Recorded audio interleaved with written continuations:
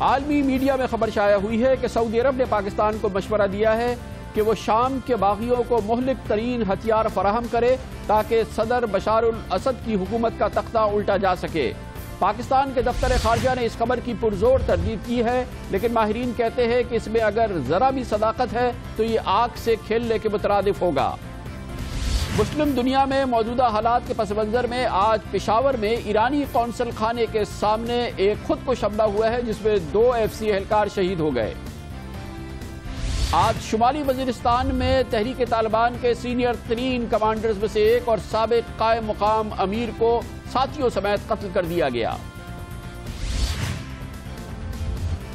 طالبان مخالف اور فوج حامی ایک بہت بڑی ریلی متحدہ قومی موومنٹ نے کراچی میں منعقد کی ہے اور اس اہم قومی ایشو پر دوسری سیاسی جماعتوں کو پیچھے چھوڑ دیا۔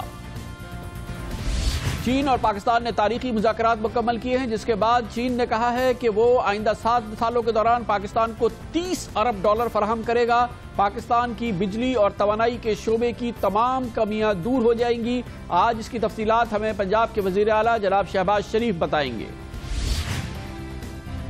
معیشت کے ماہرین کہتے ہیں کہ پاکستان کی معیشت میں بہتری کے واضح آثار نمایاں ہوئے ہیں۔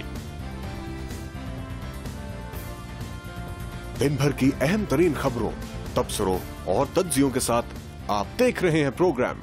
آج کامران خان کے ساتھ۔ السلام علیکم، میں ہوں کامران خان۔ ایک معتبر مغربی خبر رساں ایجنسی نے یہ خبر دی ہے کہ حالیہ دورہ پاکستان کے دوران سعودی عرب کے ولی عہد اور پاکستان کی قیادت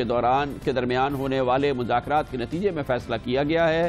کہ پاکستان شام کے باغیوں کو مسلح کرنے کے لیے جدید ترین ہتھیار فراہم کرے گا۔ اور اس سلسلے میں سعودی عرب نے پاکستان کو مشورہ دیا تھا کہ وہ شام کے باغیوں کی مدد کرے۔ اس حوالے سے یہ بات بھی سامنے آئی ہے کہ اب سے کچھ روز قبل پاکستان نے شام کے حوالے سے اپنی گزشتہ پالیسی پر نظر ثانی کی ہے اور اب وہ کھل کے شام کے باغیوں کی حمایت کرتا نظر آ رہا ہے۔ گو کہ دفتر خارجہ نے اس حوالے سے دونوں خبروں کی تردید کی ہے۔ پاکستان کے دفتر خارجہ نے آج 2 ٹوک الفاظ میں کہا ہے کہ پاکستان نے سعودی عرب کے مشورے پر ایسا کوئی قدم اٹھانے کا فیصلہ نہیں کیا گیا ہے اور مغربی خبر رساں ایجنسی کا یہ خبر درست نہیں ہے۔ اس سے پہلے پاکستان کے دفتر خارجہ نے بھی اس خبر کی تردید کی تھی کہ پاکستان شام کے معاملے میں سعودی عرب کے مشورے پر اپنی پالیسی کو تبدیل کر رہا ہے، لیکن جو خبر سامنے آئی ہے اس میں بہت ہی اسپیسیفک معلومات ہے اور ماہرین کہتے ہیں کہ اگر یہ معلومات درست ہے یا کسی بھی خفیہ انداز پہ اسے عمل کیا جائے گا تو یہ خطے کی موجودہ صورتحال کی وجہ سے، مسلم دنیا کی موجودہ صورتحال کی وجہ سے پاکستان کے لیے خود ایک مہلک قدم ہو سکتا ہے۔ بعض ماہرین تو یہ تک کہہ رہے ہیں کہ یہ آگ سے کھیلنے کے مترادف ہوگا۔ مغربی خبر رساں ایجنسی AFP کی خبر جو آج پوری دنیا کے اخبارات میں شائع ہوئی ہے اس میں کہا گیا ہے کہ سعودی عرب اور پاکستان مذاکراتی عمل جاری ہے تاکہ شام میں باغی گروہوں کو پاکستان کے تیار کردہ طیارہ شکن اور ٹینک شکن راکٹ فراہم کر دیے جائیں۔ سعودی حکام پاکستان کے تیار کردہ طیارہ شکن میزائل اجزاء اور ٹینک شکن میزائل شامی باغیوں کو مہیا کرنا چاہتے ہیں تاکہ صدر بشار الاسد کی حکومت کا تختہ الٹا جا سکے۔ Pakistan army chief general Raheel Sharif کے حالیہ سعودی عرب کے دورے اور سعودی ولی عہد شہزادہ سلمان بن عبدالعزیز السعود کے دورے پاکستان میں اہم امور پر تبادلہ خیال کیا گیا۔ سعودی پلان کے تحت پاکستانی میزائل اردن کے راستے شامی باغیوں کو فراہم کیے جائیں گے۔ شامی باغیوں کے رہنما احمد جربا نے آج مغربی خبر ایجنسی کے سامنے یہ عندیہ دیا کہ باغیوں کو جلد طاقتور ہتھیاروں کی کھیپ ملنے والی ہے۔ جنیوا مذاکرات کی ناکامی اور روس سے کشیدگی میں اضافے کے بعد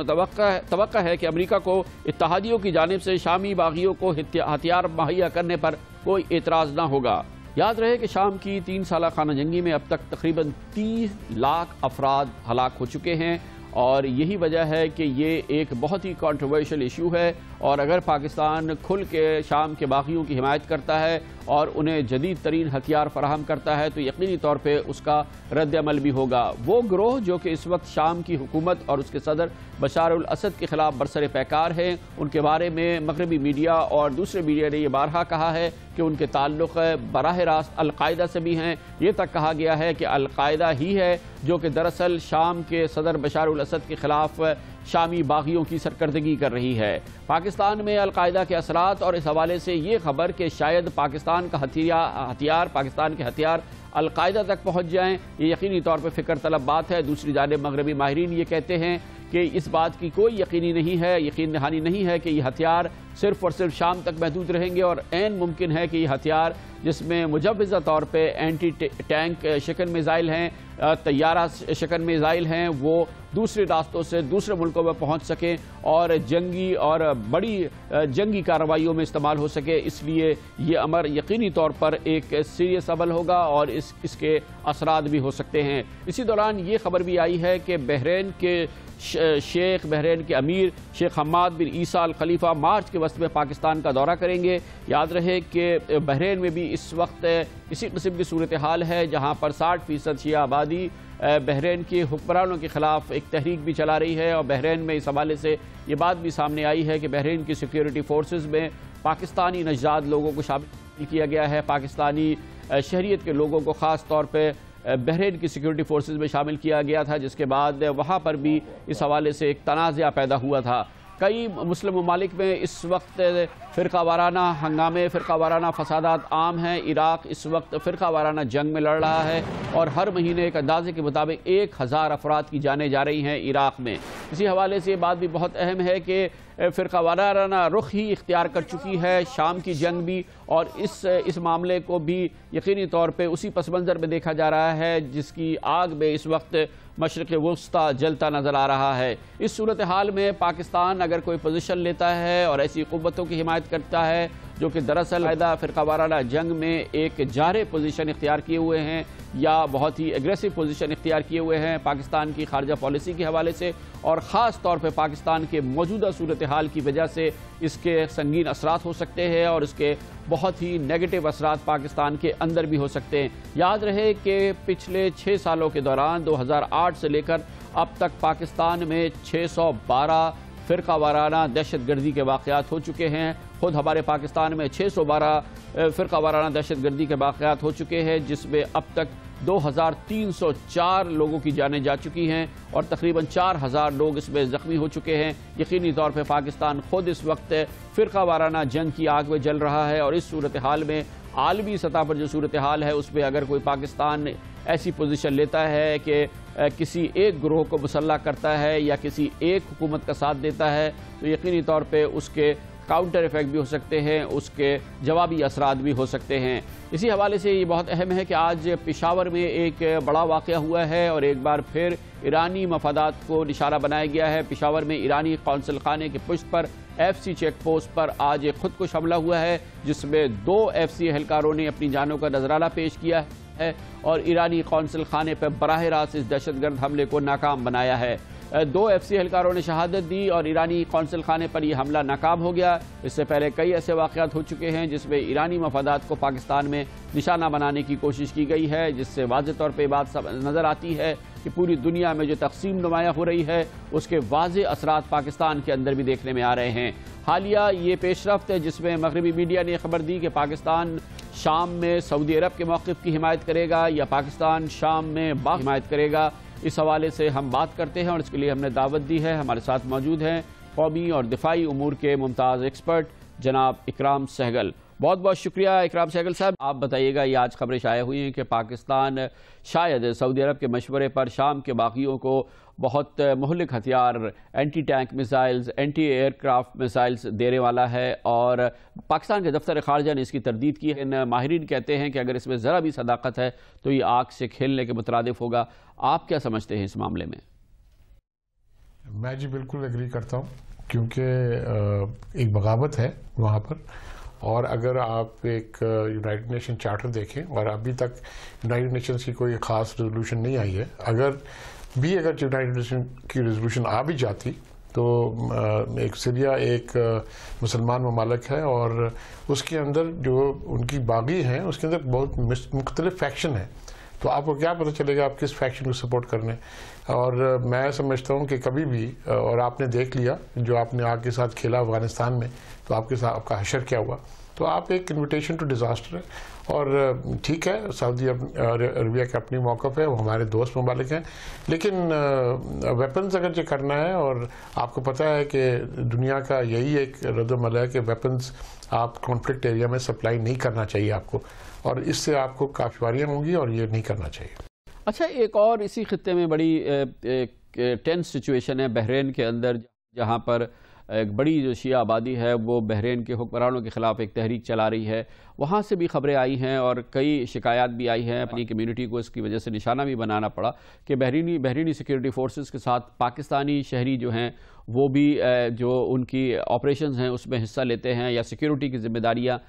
وہ ان کے ذمے ہیں. اسی دوران یہ خبریں بھی ہیں کہ بحرین کے امیر بہت جلد پاکستان آنے والے ہیں. اس سے پہلے سعودی عرب کے ولی عہد آئے تھے. آپ یہ بتائیے گا بحرین کی صورتحال میں بھی کیا ضروری ہے کہ پاکستان مکمل طور پہ نیوٹرل رہے؟ دیکھیے, اس کے اندر ایک ہسٹوریکل فیکٹ یہ ہے کہ بحرین کی جو سیکیورٹی فورسز سے ان کے اندر پاکستانی بہت پہلے سے کافی شامل تھے, کافی ایک بڑی تعداد پاکستانی اتری. اور جب یہ لیٹسٹ راؤنڈ آف وائلنس شروع ہوا ہے 2-3 سال پہلے, تو اس وقت بھی یہاں پر جو ان کی سیکورٹی فورسز آئے اور انہوں نے کافی لوگوں کو ریکروٹ کیا. نہ اس کے اندر کچھ سیمی آفیشیل ایجنسیز انوالوڈ تھی, کیونکہ ان کی طرف سے تو وہ چاہتے کہ بھائی ٹھیک ہے ہمارے لوگ جا رہے ہیں ان کی پولیس میں, ان کے فورسز میں وغیرہ وغیرہ. لیکن جو پرسیپشن بحرین میں تھا وہ بہت خراب تھا, کیونکہ آن دا گراؤنڈ جو تھا وہ پھر پاکستانیوں کو کافی لوگوں نے اٹیک کیا, پاکستانیوں کو برا بلا بولا. تو میں تھنک تو اگرچہ اوورآل آپ دیکھیں تو آپ وہی ایک ہے, آپ کو سائیڈ ایسی چیزوں میں نہیں لینا چاہیے. آپ کو دیکھیں آپ کو کس سے سائیڈ لیا, آپ کو کسی نے آ کے بولا ہے کھل کر کے بھائی ہم کشمیر میں آپ کو ساتھ دیتے ہیں اور ہم بالکل آپ ساتھ ہیں, تو آپ خالی ورڈ کے علاوہ آپ اپنے فورسز کو اور کسی نہ کریں تو ٹھیک ہے. پرائیویٹ طور پر اگر جو کوئی لے جاتا ہے, پرائیویٹ میں کسی کو ہوتا ہے, میں سمجھتا ہوں وہ تو پوری دنیا میں ہوتا ہے, اس آپ کچھ نہیں کر سکتے. لیکن ایز اے گورنمنٹ اور ایز اے اینٹی آپ کو اس میں مداخلت بالکل نہیں کرنی چاہیے. ٹھیک ہے, اگر جو وہ آتے ہیں آرمڈ فورسز آپ سے بات کرتے ہیں, آپ سے ٹھیک ہے, آپ کے ساتھ کی دوستی ہے وغیرہ وغیرہ, لیکن میں سمجھتا ہوں کہ ان نے آپ کو اتنا مزہ کہ آپ ان کے اندر مداخلت شروع کریں. بہت بہت شکریہ جناب اکرام سہگل ہمارے ساتھ ہے. اور یقینی طور پہ یہ کیونکہ معاملات ہیں اور بارہا اس کا ذکر آ رہا ہے ملک کے اندر بھی ملک کے باہر بھی, اور آج اس کی بعض گشت قومی اسمبلی میں بھی سنائی دی گئی اور سینٹ میں بھی سنائی دی گئی. خاص طور پر پاکستان پیپلز پارٹی کی جانب سے پاکستان کی خارجہ پالیسی کے اس نئے متوقع نئے ٹرن کے بارے میں بات کی گئی ہے. اور قائد حزب اختلاف جناب سید خورشید شاہ نے کہا کہ پارلیمنٹ کو اعتماد میں لیا جائے. اگر حکومت نے اپنی خارجہ پالیسی میں یو ٹرن کا فیصلہ کیا ہے, پاکستان کی موجودہ قیادت کے لیے یقینی طور پر لازم ہے کہ وہ دیکھے کہ پاکستان کے اندر خود اس وقت فرقہ وارانہ صورتحال انتہائی نازک ہے, اور ایسے موقع پہ عالمی سطح پر جو مسلم امہ کو جس طرح سے تقسیم کیا گیا ہے اور جس طرح سے مسلم امہ کے کئی ممالک کے اندر فرقہ وارانہ جنگ چل رہی ہے, پاکستان کو ہر صورت میں اس سے اپنے آپ کو بچانا ہوگا. لیتے ہیں کامرشل بریک اور اس کے بعد شمالی وزیرستان کے اس بہت اہم واقعے کی بات کریں گے جس میں آج ایک حملہ ہوا, جس میں تحریک طالبان کا سینئر ترین کمانڈر جو کہ سابق قائم مقام امیر بھی تھا تحریک طالبان کا, اپنے 4 ساتھیوں سمیت اور ایک اور بڑے کمانڈر کے ساتھ قتل کر دیا گیا ہے. تحریک طالبان کے لیے یقینی طور پر یہ ایک جھٹکا ہے جس نے اس بات کی تصدیق بھی کر دی ہے. اس کے بارے میں بات کرتے ہیں کمرشل بریک کے بعد.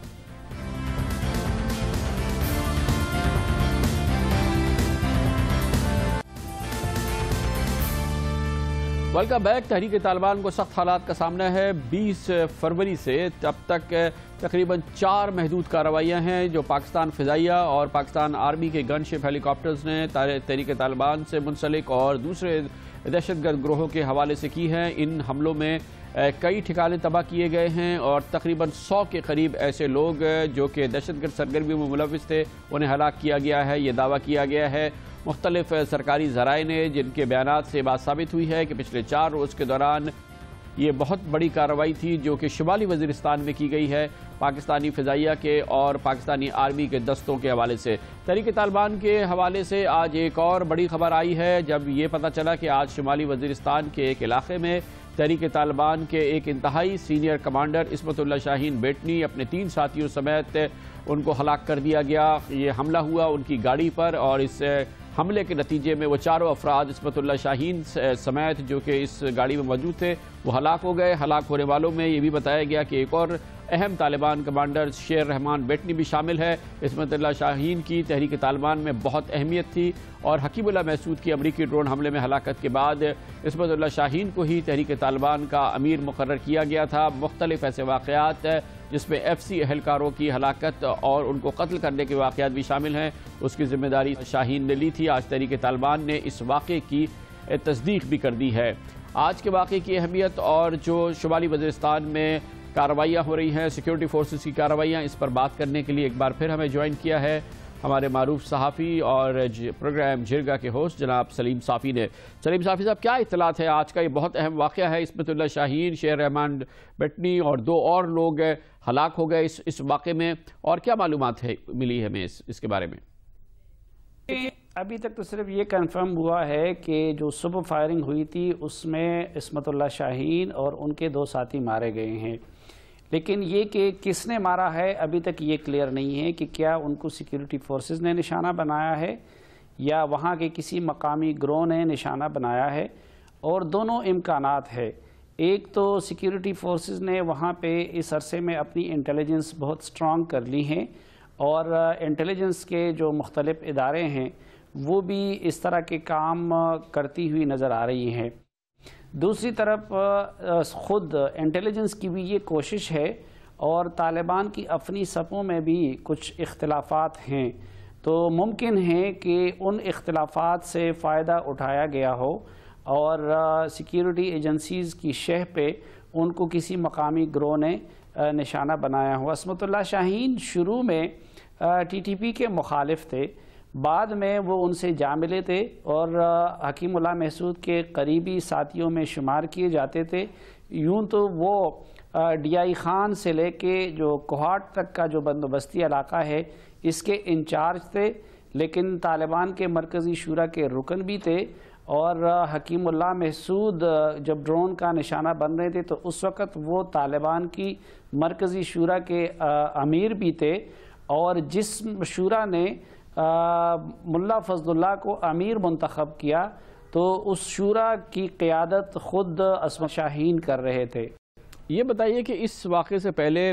پچھلے 3 دنوں سے سیکیورٹی فورسز نے شمالی وزیرستان کے مختلف علاقوں میں، خیبر ایجنسی کے مختلف علاقوں میں کارروائیاں کی ہیں اور بہت بڑے حملے کیے گئے ہیں۔ اس حوالے سے بہت اہم یہ معلومات بھی سامنے آئی ہے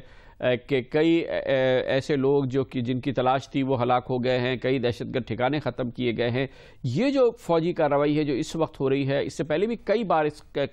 فوجی کارروائیاں قبائلی علاقے میں ہوتی رہی ہے، کیا اس میں اور پہلی کی کارروائیوں میں کچھ فرق ہے؟ فل فلیج آپریشن ہوئے تھے، وہ سوات میں ہوئے تھے، وہاں سے طالبان کو نکالا گیا اور سیکیورٹی فورسز نے اپنا کنٹرول سنبھال لیا، لیکن ایک یہ کہ اس کے نتیجے میں بھی طالبان کی لیڈرشپ وہاں سے نکل گئی تھی، اور ملا فضل اللہ جو اس وقت طالبان کے امیر بنے ہیں وہ سوات طالبان ہی کے امیر تھے۔ اسی طرح باجوڑ ایجنسی کے آپریشن کے نتیجے میں بھی طالبان کے جو لیڈر تھے ملا فقیر محمد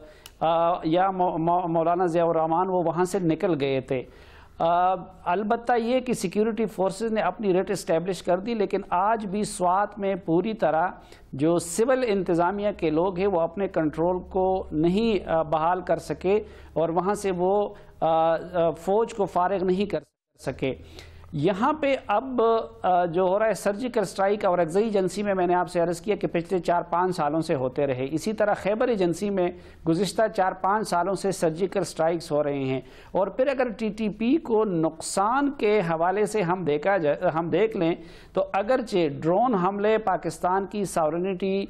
کو وائلیٹ کرتی ہیں اور اس پہ ہماری حکومت اور ریاست کے بھی تحفظات ہیں، لیکن میں سمجھتا ہوں کہ ملٹری آپریشنز کے مقابلے میں ٹی ٹی پی کو زیادہ نقصان ڈرون حملوں نے یوں پہنچایا ہے کہ بیت اللہ محسود ڈرون حملے میں نشانہ بنے، حکیم اللہ محسود ڈرون حملے میں نشانہ بنے، قاری حسین ڈرون حملے کا نشانہ بنے، بدر منصور ڈرون حملے کا نشانہ بنے، الیاس کاشمیری ڈرون حملے کا نشانہ بنے، اور خود سوات طالبان کے ایک اہم لیڈر جو تھے ابن امین وہ بھی ڈرون حملے کا نشانہ بنے، باجوڑ ایجنسی کے جو طالبان کے ایک لیڈر تھے داد اللہ ثانی وہ کنڑ میں ڈرون حملے کا نشانہ بنے۔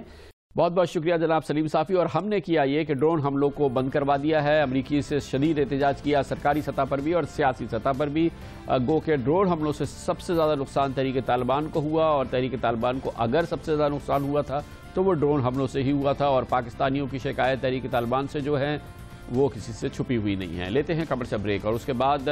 ذکر ہوگا آپ کراچی کے لوگوں نے اور ایم کیو ایم نے طالبان مخالفت میں اور فوج سے لگن میں اور محبت میں ایک بڑا ثبوت دیا ہے۔ ایک تاریخی ریلی منعقد کی گئی کراچی میں اتوار کو، اس کے بارے میں بات کرتے ہیں کمرشل بریک کے بعد۔